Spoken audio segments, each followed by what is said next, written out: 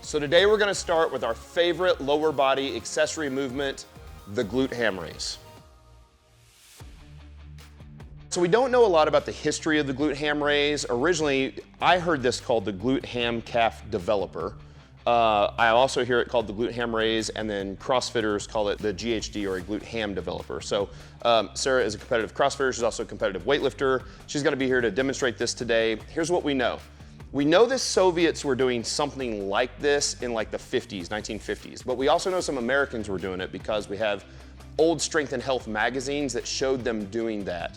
And there really wasn't a lot of communication back and forth between the Americans and the Soviets at the time. Remember, we're in the middle of the Cold War, we hate each other, we fight in the Olympics, and so they're not really sharing trade secrets, and so probably this just sort of came to be both in the East and in the West. The thing that I don't like about a glute ham raise is that it takes up a big footprint. So you basically got a 4 foot by 6 foot footprint. So for those of you that train at home, most of you are not gonna have one of these. Now they do make home versions of this that can be put on a plyo box and whatnot, and those work fine. But I'm really probably talking to people that train out of CrossFit gyms, public gyms that have these. If you have one, I love it as an accessory lower body movement, and here's why. It's the only exercise ever invented that takes the hamstrings through their full range of motion.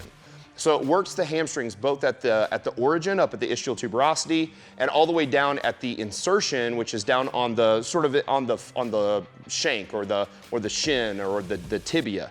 And so the reason that matters is if you think about it, if I do a straight leg deadlift, I actually get my hamstrings fully lengthened in the bottom of a straight leg deadlift, and that will often make me very, very sore. But I don't get complete contraction or a shortening of the hamstring in a straight leg deadlift.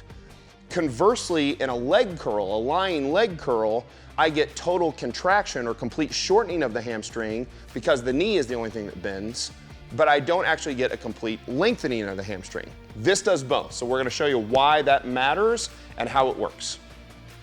So we're gonna set the foot plate where if Sarah really wanted to relax, her legs could fall through.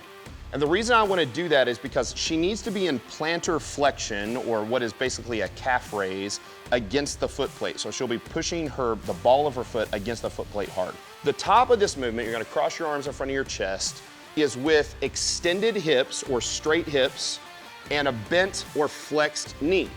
In this position, the hamstrings are the shortest. So you can see how short our hamstrings are here between just below her rear end and just above her calf. So this is the shortest we can get a hamstring.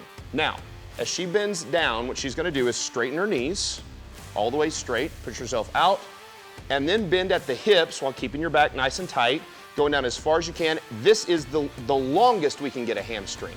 So this is the greatest length we can put a hamstring in. Now, to come back up, it's the opposite. Hips, and then knees all the way up. Let's do it a few times. Knees, hips, hips, knees. Let's do it 2 more.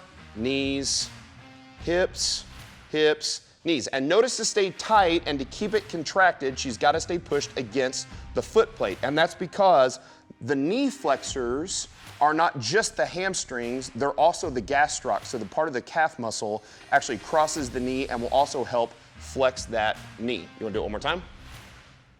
Big stretch, and come back up, big contraction, and up nice and tight, and she squeezes and holds there. One of the things we have to be careful with the glute ham raise is that there is a heavy eccentric portion, and eccentric just means the muscle is lengthening under load. So as Sarah goes down, her hamstrings are going from short, they're lengthening right here under load, and then she comes back up in the concentric phase. Well, in the eccentric phase, go ahead and do one more, is where we get the most muscle damage and potentially what could make you the most sore. So you want to be very careful in the way you program these in the beginning, not to overdo them. So there's 3 ways we can make this harder. One is we can take this foot plate and we can move it closer to the pad.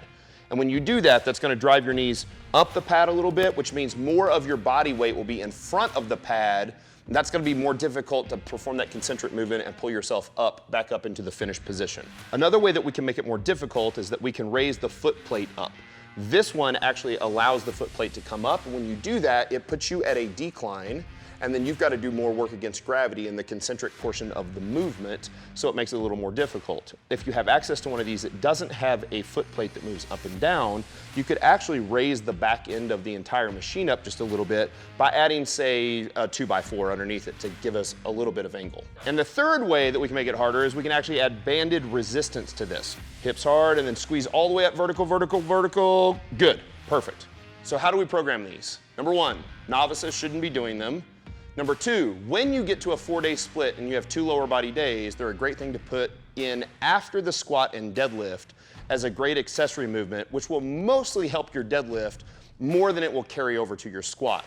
I like doing them starting with just body weight, as easy as you could possibly set it, so the foot plate is fairly far away from the pad for like 3 sets of 8, 4 sets of 8, somewhere in there. When you get to the point where you can do 4 sets of 12, I would scoot the foot plate up 1 hole or add band resistance or even raise the foot plate and start to make it a little harder. And when you do that, the sets and reps are going to come down a little bit. So it might be 3 sets of 6 or 3 sets of 5, or you might even go 8, 6, 5. You're going to work back up to where you can do 4 sets of 10 before you make another change. For more great accessory movements, check the accessory playlist right up there.